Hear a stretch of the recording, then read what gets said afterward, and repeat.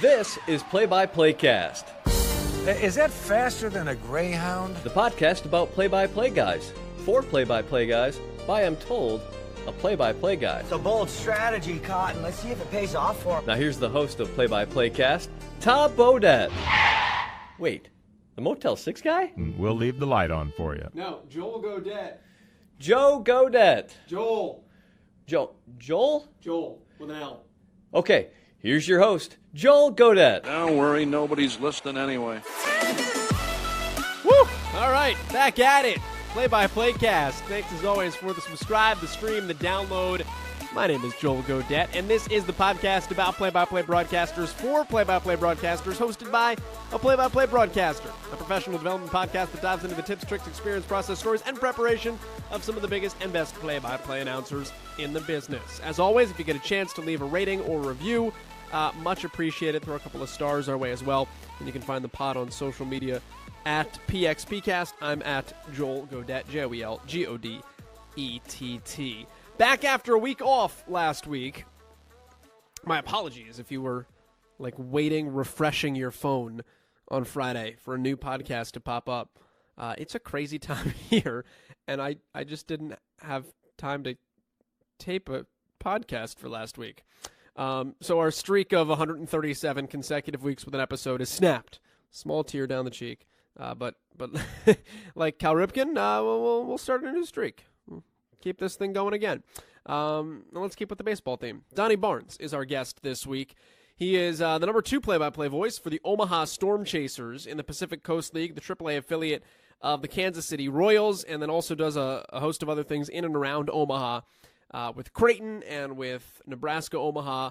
He's a voiceover guy. We'll get into that because there's some super unique and interesting stuff when it comes to voiceover work toward the back half of this podcast. I've known Donny's name for a really long time.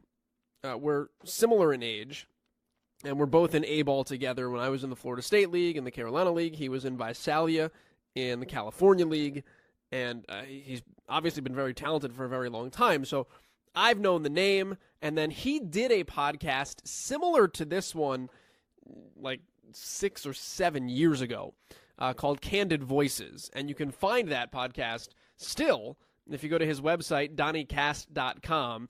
And he has conversations with Doc Emmerich and John Miller and Brian Anderson, Pat Hughes, Mark Boyle, friend of the pod, Joe Castiglione, Ken Levine, Dave Van Horn, Scott Fransky, Rick Riz, Greg Schulte, Jerry Howarth, Jim Kelch, friend of the pod, all have conversations with Donny in a similar vein about their careers and how they approach what they do. There are 16 total episodes, so go to donnycast.com if you want to check those out. That's one of the ways I knew of Donny as well. He had a really big year this year, though, because he made his Major League debut. New York Times actually wrote a feature on Donny and kind of the life of a minor league baseball broadcaster and just what it's like, the behind the scenes that normal people don't see, and what's fun about it, what's tough about it. And he has, in the past, and still does, call spring training games for the Oakland Athletics out in Arizona. So that relationship, coupled with the article in the New York Times, you can find the coverage on this if you Google it, actually led to him getting a fill-in opportunity for the Oakland A's this summer. So got a chance to make his Major League debut. A lot of ground to cover on this podcast, from his perspectives on baseball broadcasting to voiceover work. But where we start is with the Major League debut side of things. What it was like for him to get the call-up and experience a game in the major leagues. First of what will hopefully be many more in his career. He's a prep guy, though. Big-time prep guy. And we talk about prep in this podcast. And I don't mean that from a research about the players standpoint. Obviously, he does that quite well. But we begin today's episode on how he prepared for the broadcast, not on which teams he was learning and not on which stats he wanted to know, but physically on where he was broadcasting. Donny Baarns prepared to call his one game in the major leagues this summer by studying wind patterns in Oakland and studying the flight of the ball in Oakland and getting a feel for what it would be like to physically call a game so that he didn't get caught off guard, which I thought was really unique, intuitive, and brilliant, to be honest. That's where we start this week on PXPcast with our guest, Donny Baarns. Yeah, actually I did, because I made sure that I was going to get to the Oakland Coliseum the afternoon of the day before I was going to call a game so that I could go to the game that night before, because, and you know how this is, Joel, different venues, different stadiums, especially in baseball, you have a lot of different vantage points depending on where the press box is. And sometimes that first game in a different ballpark is tough because your eyes and your brain aren't quite adjusted to those sight lines that you're not used to. And so it's harder to judge a ball off the bat and tell if it's hit really well or if it's not, and how you should inflect right away. And you want that to be instant. You don't want to be hesitating.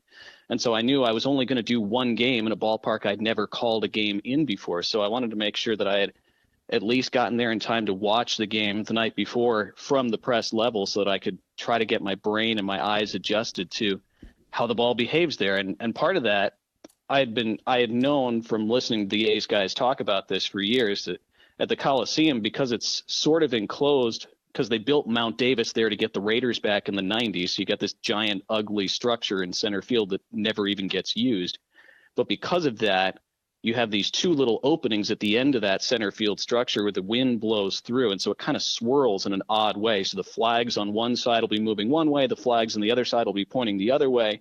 And so it can be tough to read. If you haven't called a game there before and you don't know how the wind works, it can be tough to read how the ball is going to behave on a high fly ball. So I wanted to look at that stuff the night before and get used to it before I actually had to judge a ball live in my, my first, maybe only big league game where I'm only getting to do one night. So yeah, I actually did. Did it prove beneficial?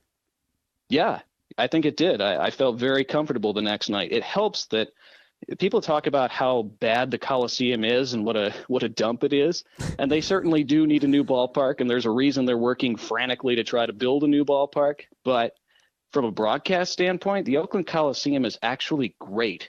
The press box is at a perfect height. It's right behind home plate. You can see the movement on every pitch. You can read pitches really well. It's a great place to call a game, so that helped a lot too. What were your nerves like, and how did you calm yourself and treat it? Because I have to imagine at some level you have to walk into a situation in a night like that like it's any other night, because that's the way you want to perform, but it's not any other night. No, it's not. Honestly, I was in a really good frame of mind by the time that day came. It was weird because I had 2.5 months to think about it, because they invited me to do the game way back in the middle of June and told me it was going to be August 31st. And so when I got the call, obviously I was really excited, but then I immediately thought after I hung up, God, now I got to think about this for 2.5 months. Like, that's going to be an interesting mental challenge, but it ended up being really good because it gave me time. I mean, first of all, I was able to track and keep a close watch on both the Mariners and the A's for the next 2.5 months, which I always keep track of the A's anyway, but I knew who I was going to have to, who the opponent was going to be for a long time. And also it gave me time to talk to a lot of other mentors and guys who've called a lot of big league games, guys who've only called a couple. My broadcast partner here in Omaha, Mark Nasser, has done 9 Royals games over the years. So he was very experienced at that. And so I got to hear his thoughts about it. So I talked to a lot of people who all basically said the same thing, which was, look, yeah, you're going to be nervous, but just do the basics well. You don't have to do anything more than that. You're not going to tell A's fans on August 31st of a season anything they don't already know about their team. You don't have to have a bunch of fancy stories or biographical info. You don't have to do anything fancy. Just call the game. Be fundamentally solid, give the score often, pinpoint the ball. That's it. You don't have to worry about anything else. If you do those things well, you'll be great. And so I'd internalized that enough. And honestly, by the time the day got there, I just felt great. And I was really grateful. I was determined just to enjoy that day and not worry about, is this going to lead to anything else? Or is this the only big league game I'll ever get to call? I was just determined to enjoy that day, to be grateful for it, to kind of celebrate that, after 10 years of doing games and a lot of times thinking that I would never get to do a big league game, that for this one day I got to be in the big leagues. And a lot of people never get to experience that. A lot of people who deserve to experience that never do. And so I was really grateful. I felt great. And I thought I did a good job with the 3 innings I had and the pre and post game stuff I did. And it was an awesome day. Everybody was kind and welcoming, and it was great. I don't know how else to describe it other than it was great. It felt great, and I was happy with how it turned out. I know they often tell big leaguers when they get called up, don't look up. Just go out on the field and don't look at the stadium, because if you look down, it looks the same as it does in AAA. Yeah. Is there a similarity in terms of broadcasting to not looking up and just trying to put yourself in the same place you're used to? Yeah, maybe. It's kind of impossible because you are at a much higher vantage point. You'll hear players talk about the third deck effect, where when you go up to the big leagues, it's tougher to play outfield, for example, because you have that extra deck of fans that you have to deal with when you're tracking a ball that in the minor leagues you don't. So there is a similar phenomenon, I guess, as a broadcaster. I think the other thing that helped me be fairly relaxed about it was that the few hours leading up to the game were so jam-packed with stuff to do that I almost didn't have time to get nervous. Yeah. Because, you go down on the field during batting practice, you watch, in this case, it was Vince recording the manager's show with Bob Melvin, and then a bunch of people down there, A's employees, A's beat writers that I've known from spring training for the last 5 years. They all wanted to greet me and talk to me, and they were all so, welcoming. And so I was talking with a bunch of people, catching up with a bunch of people. And then the Chris Townsend, who does the A's pregame shows live on site every day, he asked me to be on the pregame show with him. So I walked out to the treehouse fan area in left field to do a live pregame interview with him, and then walked back. And by the time I got to the booth, it was time to go on the air. So there really wasn't a lot of time to think about it or be nervous. And I think that helped a lot. Let's go back to the very beginning, if I can. Then we'll do this in some sort of like weird movie scriptish way where we get to Tarantino it. Yeah. Let's rewind all the way to the start. You first got into broadcasting in Alaska, correct? Yeah, that was my first paying gig. Yeah. And you ever really? I know you were a fan of it, but had you ever really done it before that? Not seriously, no.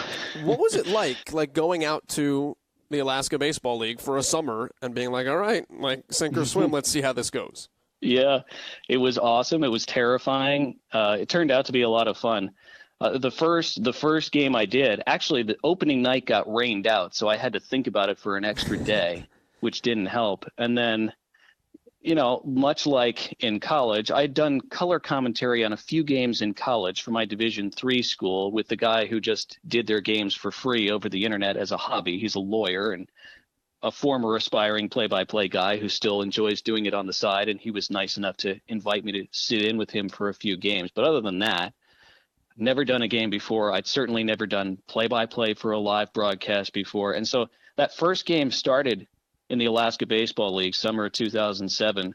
And I remember the first batter for the visiting team against Fairbanks, he hit a one-hopper to the second baseman, and I realized I had no idea who the second baseman was because I hadn't filled out a scorebook. I hadn't made a defensive chart. Nobody ever taught me any of this stuff. Guy hits a ground ball to the second base, and I'm like, and there's a ground ball to second. And they'll throw to first, and he's out.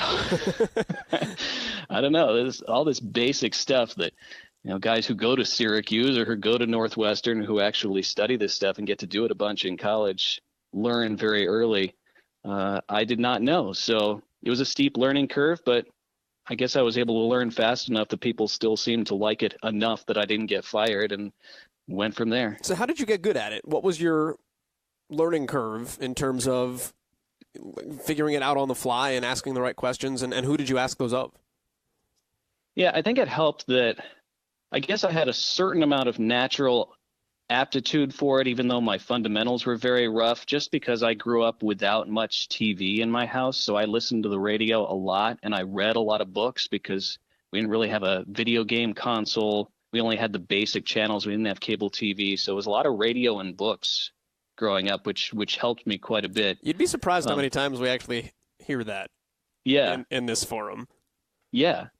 I think in my case, it helped a ton because I learned how to speak and I listened to a lot of, growing up in LA, you hear all kinds of amazing play-by-play guys from Vin Scully and, all the Chick Hearn, I listened to a ton, all those guys. So I think that helped give me at least a natural sort of instinct for it, even without any training. But then from there, especially once I got into the minor leagues, I started to reach out and try to make connections with a bunch of people who'd been doing it a lot longer than me, because I knew that this had to be way harder than it seemed. There had to be a bunch of stuff that I just didn't know. I was at least smart enough to know that right away. So a lot of it was when I started going to big league ballparks while I was in the Cal League in Visalia, because Visalia is in Central California. It's not a good spot from a media standpoint because there are no TV stations. There are very few radio stations. There were very few other opportunities besides the minor league team I was broadcasting for. But the one advantage to being in Central California is you're right in the middle of 5 big league ballparks. And then Arizona is still within driving distance too. So really it's 6.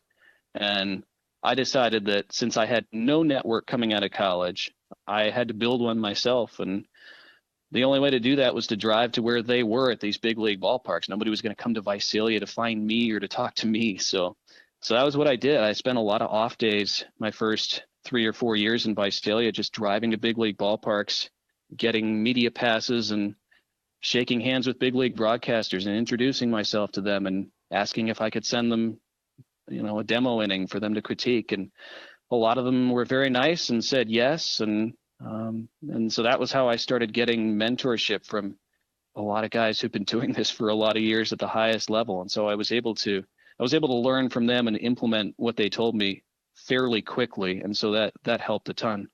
This may be a nothing burger of a question because maybe you reached out ahead of time and sent emails and set things up. But would you go to a stadium? Obviously you're talking to PR people ahead of time, but knock on the door of a booth and say, "Hi, I'm Donny. I'm the Visalia voice, and I just wanted to say hello. Can I talk to you?" Yeah, sometimes, but it's like anything else. It's very daunting and feels difficult at first, but then as you generate some momentum, it gets a lot easier. So one of my big breaks early on was meeting Jerry Howarth, the longtime voice of the Blue Jays. There was a guy in Visalia, Rance Mulliniks, who played for the Blue Jays for 15 years and was part of their World Series team. He's from the Visalia area, so he lived there. And at the time, he was actually doing TV for them on color about 40 games a year whenever they'd come out west. And so the Blue Jays were coming to Anaheim to play the Angels, and he got me a press pass and introduced me to Jerry. And Jerry was unbelievably nice. He took me in. Once I sent him a sample, he was very complimentary. He introduced me to a bunch of other big league guys over email. So he really opened a lot of doors for me that when big league broadcasters came to the West Coast, I was able to email them or have him email them on my behalf to introduce me and say, "Hey, this is Donny. He's a great young broadcaster, a really good kid. He's going to come meet you at this ballpark," So Jerry, I owe a lot to Jerry and to Rance for introducing me to him. You mentioned another name too, and that was that you grew up listening to Vin Scully. And I know you've met Vin Scully too. First off, what is that like? And maybe a silly question, but I'm curious where you go with it. What makes Vin Scully good? Yeah, I know I'm hardly alone in talking about Vin Scully being an influence. Man, anybody who grew up in Southern California talks about Vin, and other people who didn't grow up in Southern California probably get sick of hearing us talk about Vin sometimes. But yeah, I mean, he was the main guy I listened to night after night as a kid. Meeting him it's very difficult to describe. He had a lot of, I don't want to say handlers because that makes him sound like a diva, which he certainly was not. But, so many people wanted to meet him. He was a rock star everywhere the Dodgers went. Everybody wanted to meet him and shake his hand. Not just broadcasters, writers, fans, everybody, even players. So he had several layers of people that you had to get through just to meet him. And I think I was able to I forget how I was able to arrange it, but somehow I got through his several layers and was introduced to him. It was a game in Arizona, I think in 2009, and he was. When you meet Vin, you realize why everybody loves him. He treats you and makes you feel like he's known you his whole life. He finds some person that you know in baseball that he knows too, that you have some mutual connection with, and he tells you to say hello to them for him and, give him his very best. And so, yeah, he's just makes you feel like you've always known him, makes you feel comfortable. He's happy to take a picture with you.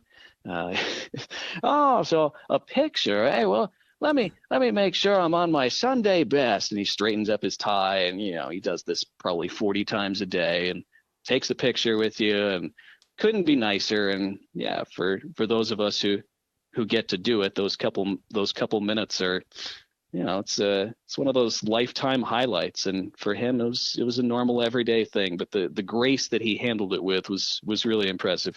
He's obviously a master storyteller. I think, of all the things he does well, but first and foremost, that's what comes to mind. What is it to you that made him telling stories great, and that you tried to glean from listening to him as a kid?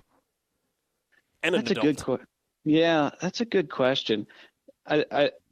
I really try to not be a Vin clone, because some guys who grow up in Southern California end up talking like Vin, almost to where they have a quasi New York accent, because that's how he talked. So I was very careful when I actually started doing this professionally. I actually stopped listening to and watching Dodger games for a lot of years, because I knew that I had a lot of Vin-isms in me, and that's good to a certain extent, but I wanted to make sure I didn't just sound like him. But I think, first of all, the warmth in his voice, he always made you feel so comfortable listening to him. He always made you feel like he was talking just to you, just very personal with his delivery. I think the biggest thing with his stories, and people will always talk about, you've talked before about how he could start a story with 2 outs in an inning, and somehow a guy would foul off 10 pitches and it would wrap up at the perfect time for him to finish his story. But a lot of that is because he was so good at knowing where his beginning and end points were in a story.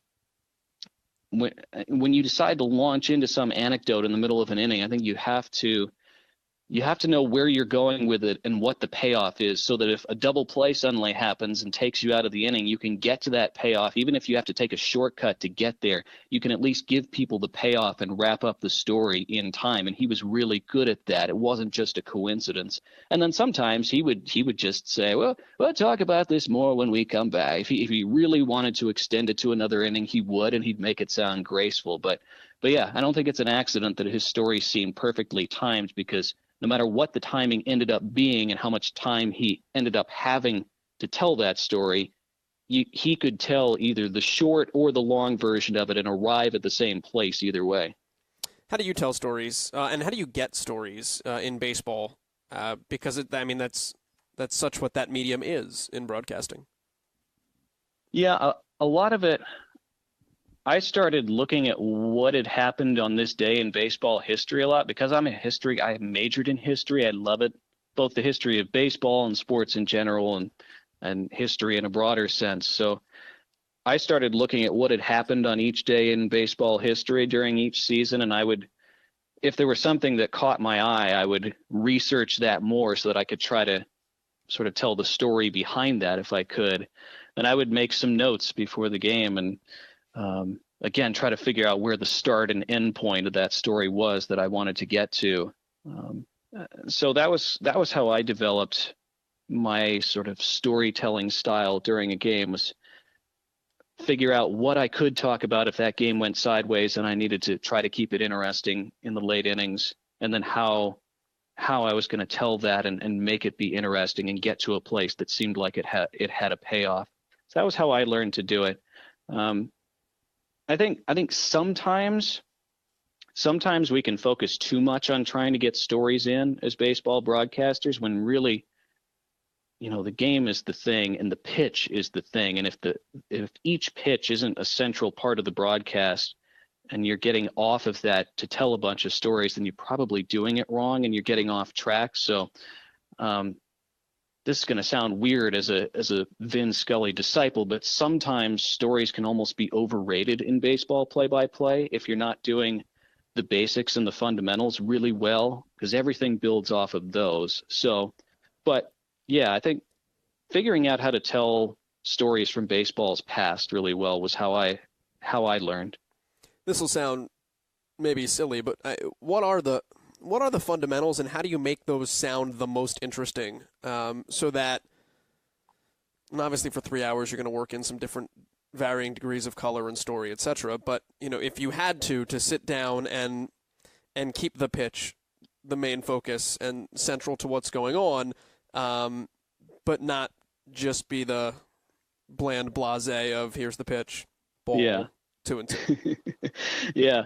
Well, I listen to your podcast a lot, like I've told you in the past, and a lot of your guests, like you had Dave Fleming on, you had John Shambi on the last couple of years, and I really liked what both of them said when they were on with you, where they talked about the pitch being the most important thing, and that every pitch is important, it means something, and it matters, and you need to be able to draw that out. I think for me, because I played college baseball and I wasn't very good, and I was mainly a role guy coming off the bench late in innings. I rarely started, but when you play college baseball, you gain a real appreciation for the fact that every game is really important, especially in college, because you only play at my level, we played 30 or 40 games a year. So every game means a lot. And so every pitch was so important in college, and your teammates are all up on the top rail of the dugout every pitch, and they're chirping and they're talking constantly, and a 7-1 game can become a 7-7 game really fast, especially when you play in a junior college like I did. I mean, you're up 6 runs in the 8th inning, one of your relievers comes in and falls behind the leadoff guy 3-0, and your head coach is already swearing under his breath because he's like, he's going to walk this leadoff guy, and that's trouble. And then he walks that guy, and then he goes 2-1 on the next guy. And now our coach's F-bombs are getting louder. And, people are just sitting and watching are going, it's 7-1. What's he so stressed about? But you know what? That can turn around so fast, and it happens a lot. And trying to find an extra mound in the bullpen to warm up a third guy. Exactly, yeah. So in pro ball, obviously there are way more games, but again, even though I didn't have experience broadcasting, I think my playing experience gave me an appreciation for how much every pitch matters when I started doing games. Because even in a minor league season, if it's 14-3 in the 8th inning, every pitch is still important for the guys that are involved. It's their careers, it's their dreams, it's their ability to earn a living and set their families up financially for generations that are at stake. There's a lot at stake on every pitch. It may look very serene and idyllic to people that aren't dialed into that, but there's a lot of pressure and there are a lot of wheels turning on every pitch. So I think you need to do both. You need to paint the overall picture and describe the beautiful sunset and the green grass and the crowd and colorful shirts that the summer camp groups are wearing in the outfield berm and the smell of the grilled onions down below. There's the guy that just out-muscled a 9-year-old for a foul ball in the stand. You can tell stories, you can be entertaining, you can humanize the players. All of that's awesome. But if you lose sight of the fact that every pitch is the single most important thing, and that the showdown between the pitcher and the batter is the central beating heart of a baseball game, if you don't like or appreciate that about baseball, then you probably shouldn't be broadcasting baseball, because that is the central drama. And especially now, where there's so many long at-bats and extended battles between batters and pitchers, like hitters are trying to run up a guy's pitch count. Pitchers are putting max effort into every pitch. They're tougher to hit than they've ever been before. They're throwing harder than they've ever thrown before. So that pitcher-batter showdown is more central to the game now than it's ever been. And if you don't make it central to the vast majority of your broadcast, it's going to be boring. It's like, I think Dave Fleming said this on your show. If you wait until the ball's put in play to act like there's action in a game, baseball is really boring to watch and to listen to. So you have to be able to draw out, how is a pitcher attacking the hitter? Has he gone inside? Did he get to 0-2 and then go in with a fastball twice? Maybe he goes change up away now on 2-2, or does he try to bust him inside a third time? Does he go to his slider? I'm not saying you have to try to predict every pitch like you're Tony Romo, but at least raise the question, what's he going to do next after he's just thrown 3 straight sliders? Is he going to throw a 4th? You usually don't do that. Is he going to go fastball up and in now? What's he going to try next? I think that's, again, maybe because I played not very well, that's always been the most interesting part of the game to me. And I think it makes it so much more interesting to listen to when you can bring out that drama of every pitch like that. Well, and all while the ball is in play at an all-time low, too. So it's those types of things are the most important. Yeah, exactly. What's your book look like? Or what do you have in front of you on any given night? I'm pretty basic. I don't have a bunch of, I'm not somebody that uses a bunch of colored pens to indicate different kinds of plays or RBIs. I don't write a ton in my book. I might write a guy's basic stats maybe under his name, or if there's some really good anecdote or story about his background that I want to make sure I at least have in mind and don't forget about, I might scribble some note about it under his name. But a lot of nights I'm pretty basic. I write the guys' names, and that's about it. I'm not somebody that goes back and looks at my scorebook from years ago very much. I really just use it for that night, and then I move on. I do keep my books just because I'm kind of sentimental, but I almost never go back and look at them. So I'm not somebody that has a ton of stuff in front of me. I will have a bunch of tabs open on my browser, on my internet, on my laptop, and I will often have a legal pad that I've jotted notes on before a game. So I do like to make a pad of notes for myself. How do you organize kind of what you know and what you want to talk about in that respect? And keeping it more so not for that night, but listen, like I get this nugget today and it's the last time we're playing Nashville, but this is something I might want to talk about next time they come through, and I need to remember that I've got it then. Like, do you have a system of trying to keep that stuff organized? Well, it's different at different times of the year. When I get ready for spring training games, I have a massive Word document on every team I'm going to see, and I have, what a guy did last year. I look through for articles on that beat writers have written on this guy's outlook for this year and where he fits into the team and what they're looking for from him and what they want him to improve on. And I have articles and notes and all kinds of stuff on every person I might see. And then a lot of those guys end up in AAA during the regular season, so I can refer back to that. But when I'm doing games in Omaha, I'm doing games with Mark, and I'm the second broadcaster, so I'm on color for a lot of the game, and then I'm doing 3 innings on play-by-play, and that's actually been a really good exercise for me because, and this was something that a couple big league guys told me when I took the job, because in Visalia I was doing. I had a number 2 guy for a couple years, but after that I was all by myself, 9 innings a night, 140 games a year. So when you're preparing to be the second guy on a broadcast team, it's in some ways it's much different than being the lead guy or the only guy, because you have to sometimes the things that you would talk about in the first few innings, like about the starting pitcher that night, well, Mark does a ton of prep and a lot of homework for every game too, so he might have already talked about it by the time I'm doing play-by-play, and that's okay. That's great. So what being part of a broadcast team instead of just being solo forces you and teaches you to do is to really pay attention to your partner, really be dialed in with him, have great dialogue and rapport and chemistry with him or her, whoever it is. And if they've already told a story or given a guy's background, don't repeat that when you're on play-by-play. And that's a really valuable experience, because if you get to the big leagues, you're probably going to get on as the number 3 or the number 2 guy in a lot of cases, and you're going to be in that same spot. And something that multiple people told me was that some minor league broadcasters are so used to only doing games by themselves and being able to prep for and talk about whatever they want at any time. They're not really that practiced in working with somebody else and having to be much more of a team player and somebody who plays off of them and what they've raised and brought up earlier in the game. So that's been really good for me to learn how to do. It's interesting you mentioned that, because I've never. My first year in minor league baseball out of college, I had a partner. And then after that, I did solo games. And I still, when I do Ball State baseball now, I still, for the most part, am doing solo games. And our associate AD is the former coach, and we have a great rapport. And I said, hey, PQ, why don't you one day come do a game with me? And it was funny because we're in the first inning, and he's not a broadcaster, so he's there just for the analysis. And I kind of thought to myself, I looked at him, I was like, I don't know what to do with you right now. I know how to use an analyst in football and basketball, but I haven't done this before in baseball. And sometimes, the only when I'd done baseball with a partner before too, it was another play-by-play guy, and a lot of times you'll get in the situation where you can listen to some major league broadcasts and there might be two guys on the air, but you only hear for the most part one at a time, and then occasionally they'll do some banter, but a lot of times they just kind of let the other guy have his space.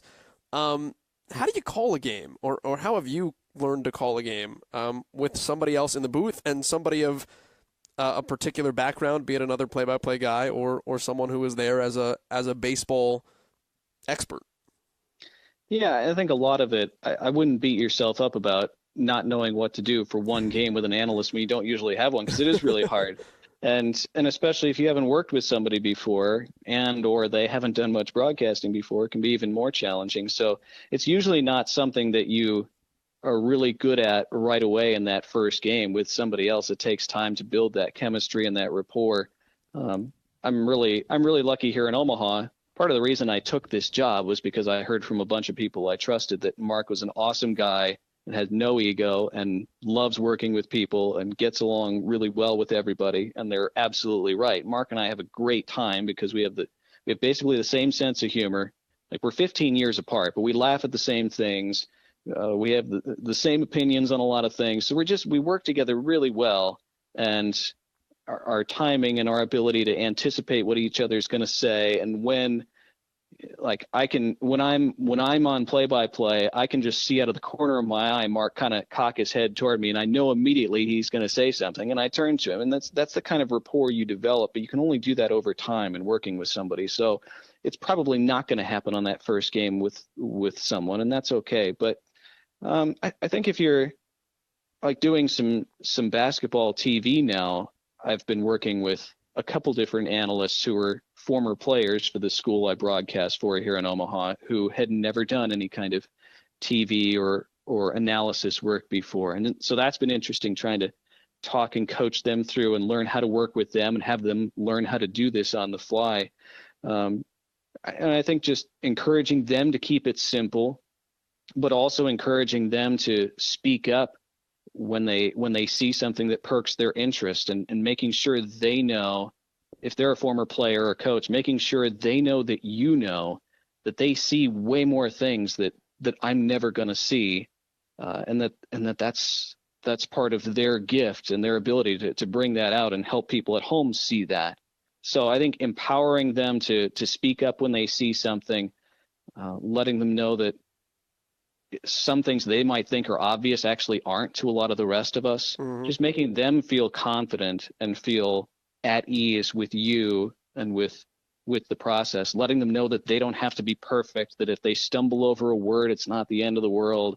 If something doesn't come out exactly the way they wanted it to, I tell ex-players a lot, listen, it's just like playing. Sometimes you're going to turn the ball over, you make a bad pass, you strike out, whatever, move on to the next play. Don't dwell on it. It's fine.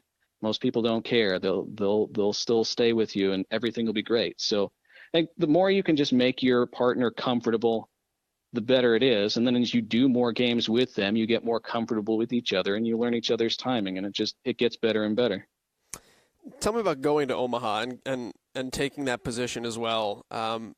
Because it's a seasonal job, correct? It is, yeah.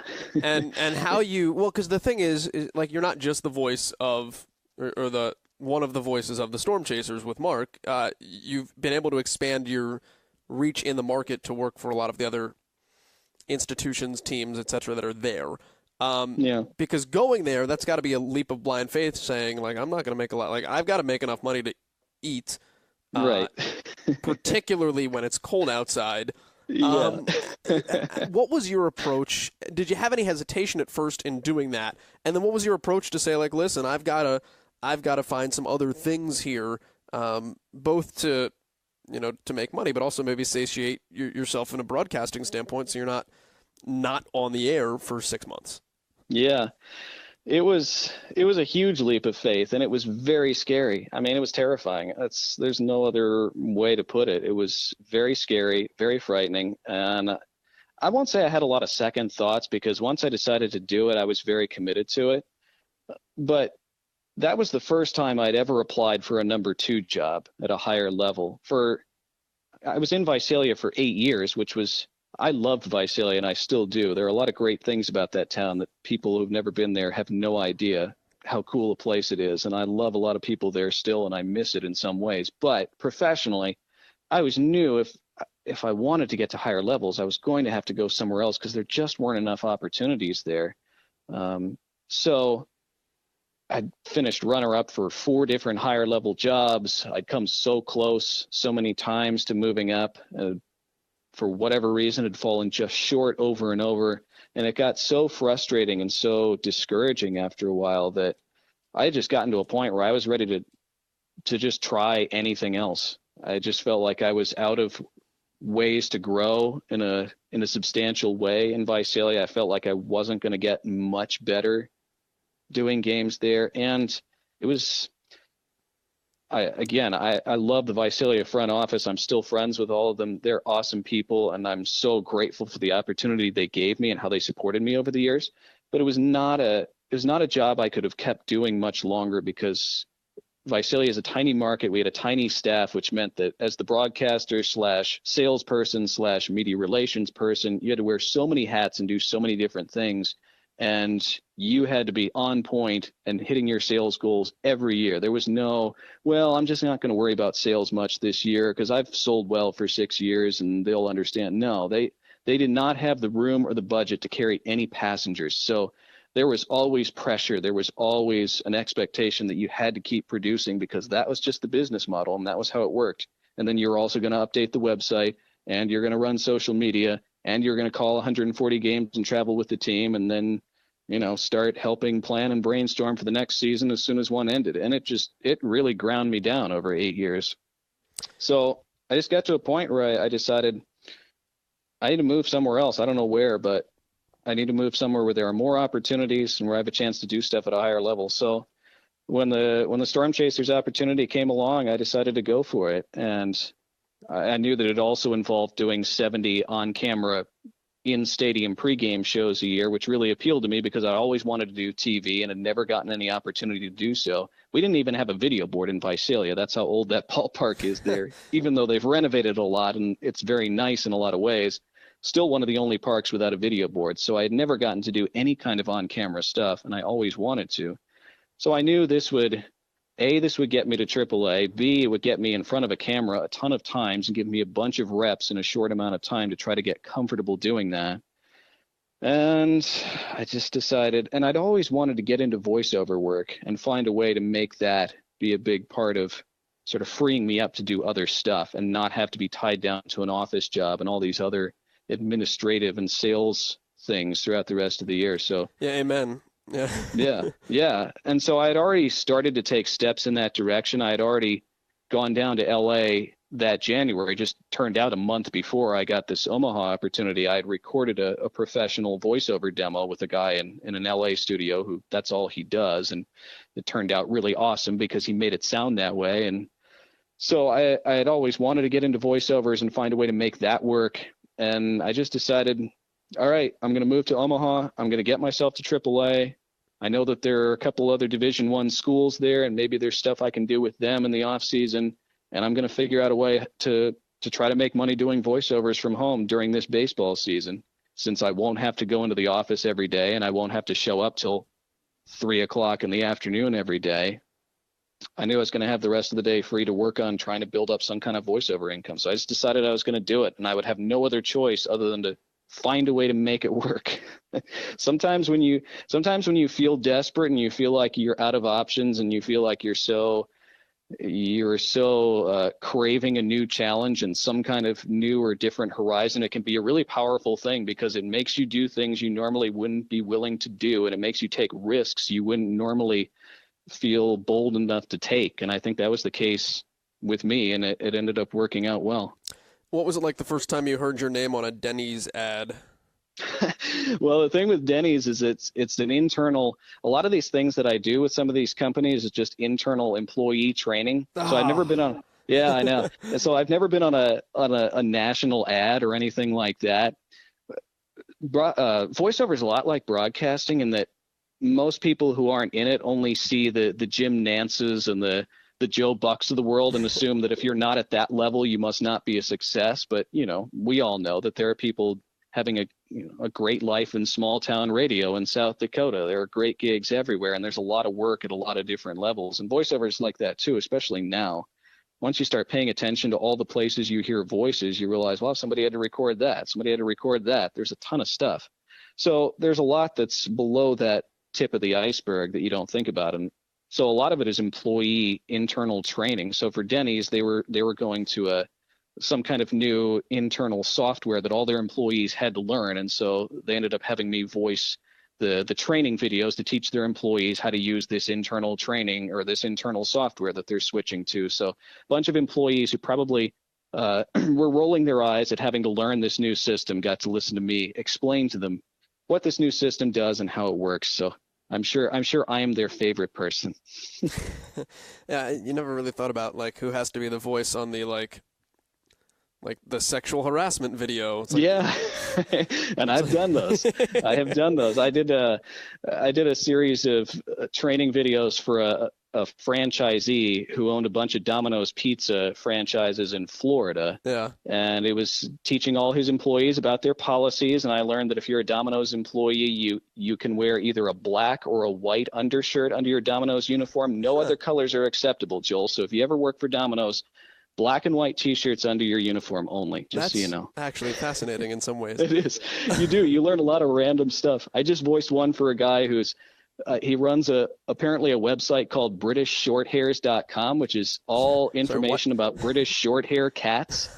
Okay. And so I just learned randomly that British short hair cats, you should not give them milk after they're kittens because they can't process it anymore and it'll make them sick. I did not know that. So yeah, you learn a lot of random stuff. It's kind of fun in that way. Has any of that ever become applicable on a baseball broadcast?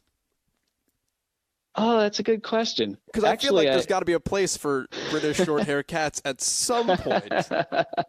Well, I just learned that one, so I haven't had a chance to work that in yet. We'll see how that comes up. But I've done a lot of sort of medical or medical related things. So I've ended up, I'm voicing a series of long videos right now for somebody who's putting together this anatomy course that's designed to teach muscular and bone anatomy to, I guess, kids and high schoolers. So it's written in a really fun way, and it introduces a bunch of characters to help you remember the different bones and muscles and groups and structures. And so I've learned a lot about different muscles in the body just from doing that sometimes when we travel for women's basketball and I room with our athletic trainer and he talks about a certain muscle, I know what that muscle is now. That's kind of cool. So I don't know if I've really used a bunch of it in a broadcast yet, but I do feel like I have a lot of random knowledge that might come up at some point. I guess it never hurts.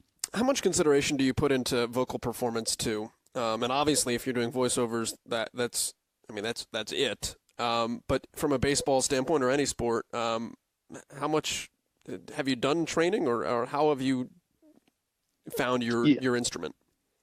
Yeah, I've had to do quite a bit actually. When I first started, when you're broadcasting at very low levels, people tend to tell you sound great no matter what. Yeah. But gosh, when I listened to my stuff from 10 years ago, I didn't know how to speak properly at all. I was speaking from very deep in my throat. I was very gravelly. I think I was trying to have this deep voice when I really didn't yet.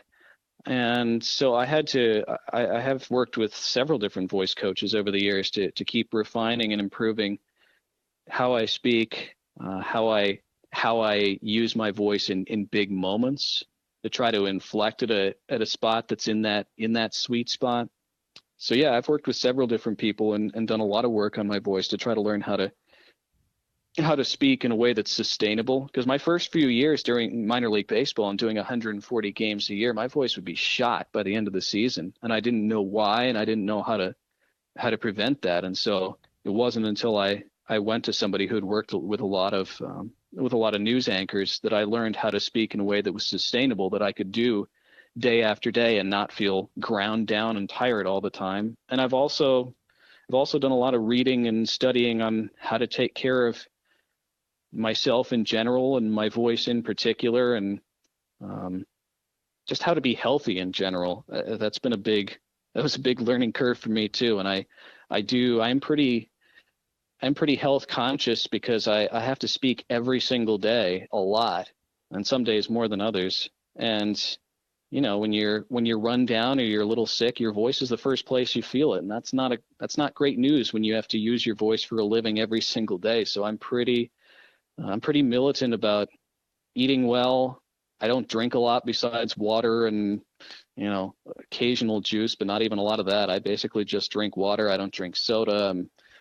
I don't know. I just feel like I have to be hyper aware and very careful to take care of myself. And I don't really consider it depriving myself. I like being healthy in general. I like working out. That's fun for me. So I grew up in a pretty health conscious household in the first place. So, but it wasn't until I started having to rely on my voice that I got motivated to learn why this stuff works and why you do certain things to take care of it. I don't want to take too much more of your time, Donny, but I did want to ask you, whatever happened to Jimmy Simmons?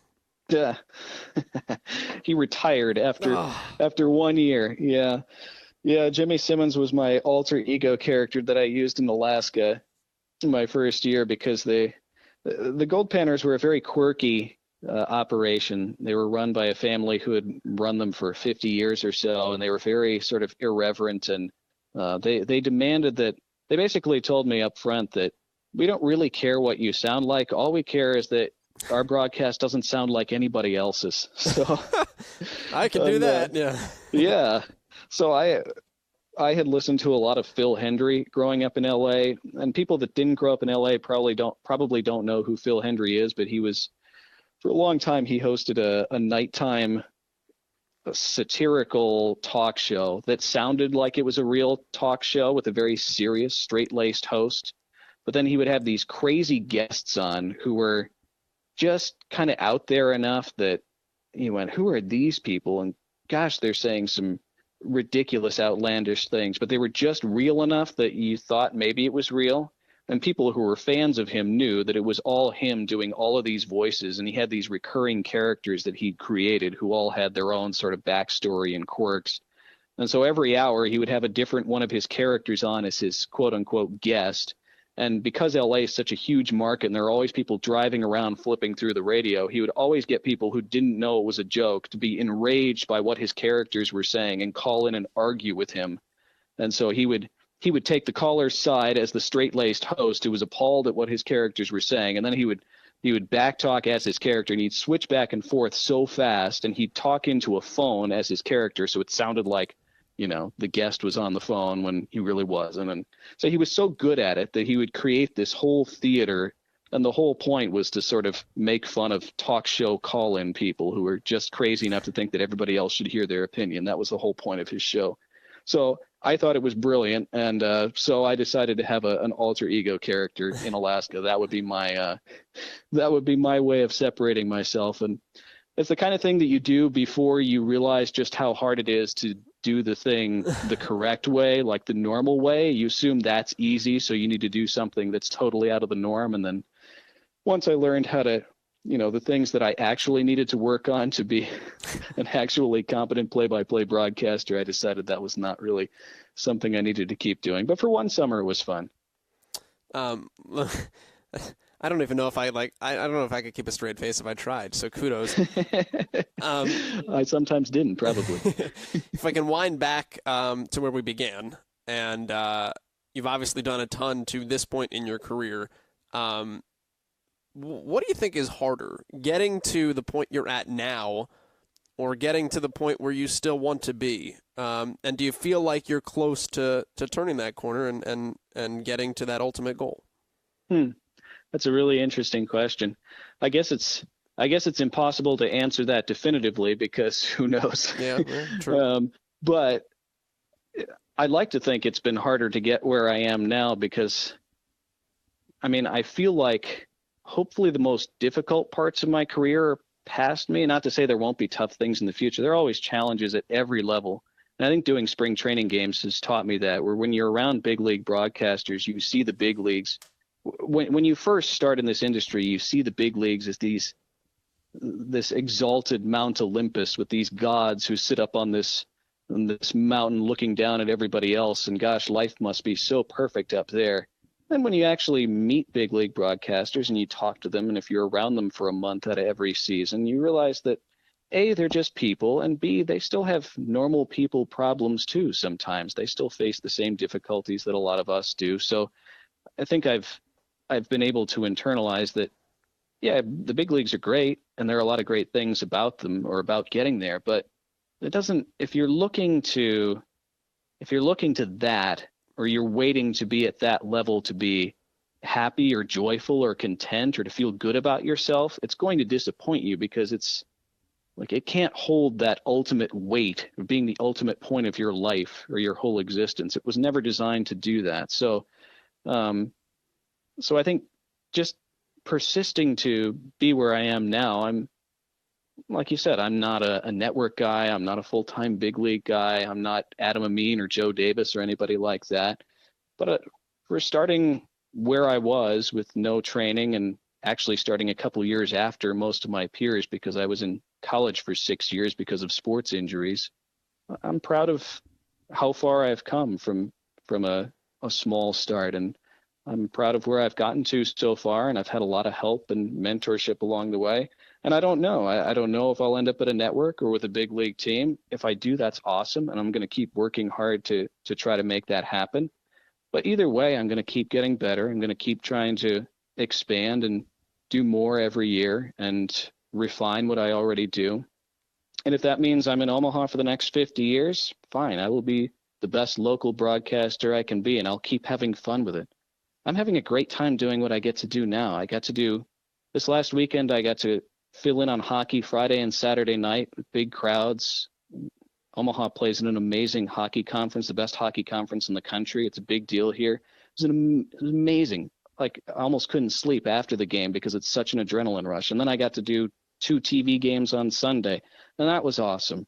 And I love what I'm doing now. So I'm going to keep doing that. I'm going to keep getting better at it. Wherever it leads is fine. But I think just learning to enjoy where you are and what you get to do and to be grateful for it, that was the hard part. Hopefully everything that comes after this, while it'll still be challenging, I don't think it'll be as hard as learning that lesson was. So I don't know if that's really an answer, but no, that's a great. that's the best I've got right now. Yeah, that's a great perspective, and I appreciate you sharing that, and kind of giving us that look at it, because it's easy to get lost in that journey sometimes. Yeah. Donny, if people want to find you, or find Donny Baarns on the air, or if you want to plug like the predecessor to this podcast, if people want to find Candid Voices, how do they track that down? Oh man. So let's see. I'm on Twitter at Donny Baarns. My name is spelled weird, so it's Donny with a Y and Baarns. So at Donny Baarns on Twitter and on Instagram. My broadcasting website is donnycast.com. My voiceover page is donnyvoice.com. Yeah, I did do a podcast for a couple of years, just a handful of episodes when I had no idea what I was doing. But we did do some cool episodes, and it was fun. You guys have come along and all do it much better now and in a much more refined way than I was doing it then. So you've all taken it to the next level. That's just because I'm crazy. that helps. Yeah, when I started listening to you, I was like, oh, that's a great idea. I should have thought of that years ago. But yeah, so those are all archived at donnycast.com. I recommend the John Miller ones because they were really fun. But you'll even hear my voice 6 or 7 years ago doing those episodes. You're like, what was he doing with his voice? He had no idea how to speak then. So it's an example of how much I've had to work to try to learn to talk properly, which you wouldn't think a broadcaster would have to do. But so, yeah, I guess those are the places people can track me down. My email address is donnypbp, as in play-by-play, @gmail.com if people want to get in contact. And yeah, I love talking to people in the industry. Love meeting people.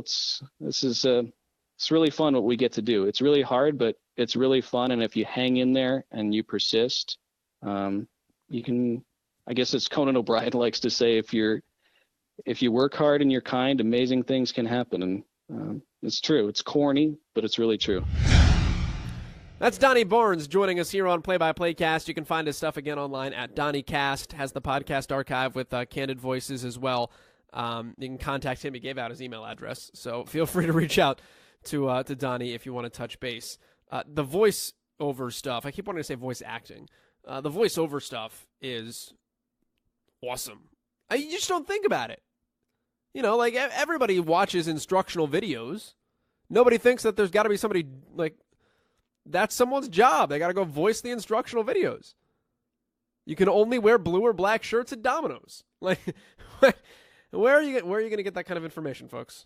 Only on this episode of PXPcast. Thanks as always for clicking subscribe, stream, download. Check out the back archive. They are always available for you as well. And we look forward to seeing you back here next Friday on PXPcast. See ya.